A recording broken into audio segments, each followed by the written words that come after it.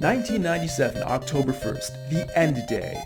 Savage war engulfs the world. Civilization is destroyed. Every year, on the anniversary of the end day, I like to talk about something that came to an end. Usually that means I'm talking about an anime that I've dropped, but I've already done one of those videos earlier this year when I talked about how I dropped the most recent adaptation of Urusei Yatsura. So this time around, instead of talking about an anime, I want to talk about a singer, Maon Kurosaki.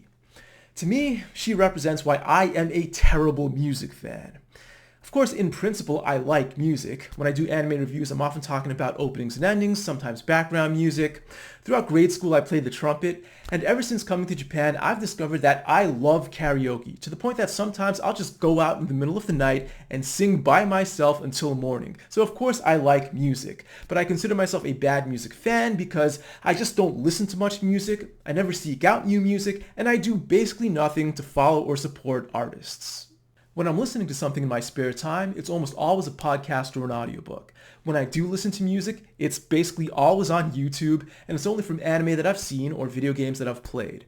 Even if there's an artist out there who's consistently made good anime songs that I like, I'm still not going to pay attention to what they've done outside of anime or even what they've done from anime I haven't seen.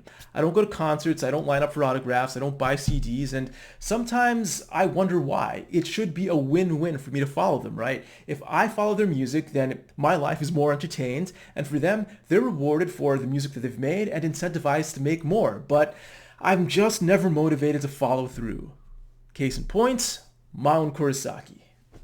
Let's flash back to the summer of 2010. I'm studying for the bar exam during this time, so that means I have to study 8 to 10 hours a day without any weekends or holidays off for about 2.5 months. That meant I had to really cut down on my anime viewing, but I couldn't cut down entirely, right? I had to give myself just one show to watch from the 2010 anime season week to week, and I chose High School of the Dead. So I turn on the first episode. It's some dumb fun that I can use to relax, just what I need. When we get to the end of the episode, I get something that I love in anime. Fade into the ending theme. And here we get Maon Kurosaki's song, Kimi to Taiyo ga shinda hi, the day that you and the sun died. Perfect song, fits the episode, love it.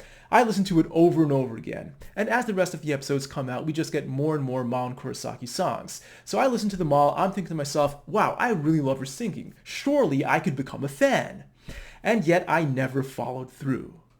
Fast forward to fall of 2011. Shakugan no Shana Season 3 comes out, and with it, 2 great ending songs, both with fade-ins, both done by a band called Ultima. First one's called I'll Believe, second one's called One, and I'm curious, who is this band Ultima? They're 2 for 2 here, love their music, but I've never heard of them before, so how do they fly under my radar?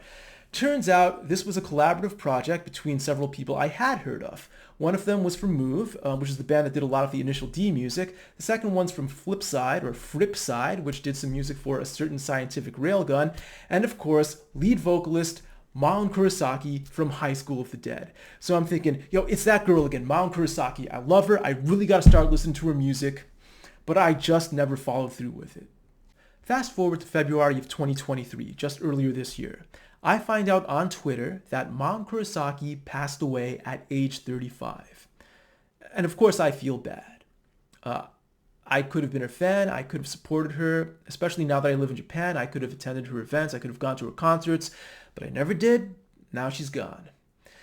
I like to think I've learned my lesson, but honestly I probably haven't. There's no one else I'm really following right now, and there certainly are other artists whose anime music I consistently like, but am I really going to push myself to follow them? Because if I try to force myself to like something and enjoy something, there's a good chance it'll backfire and I'll end up hating it. So who knows if I'll ever really be a true music fan or even a good music fan.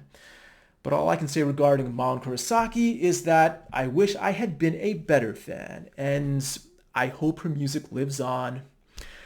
Hopefully not just through my karaoke.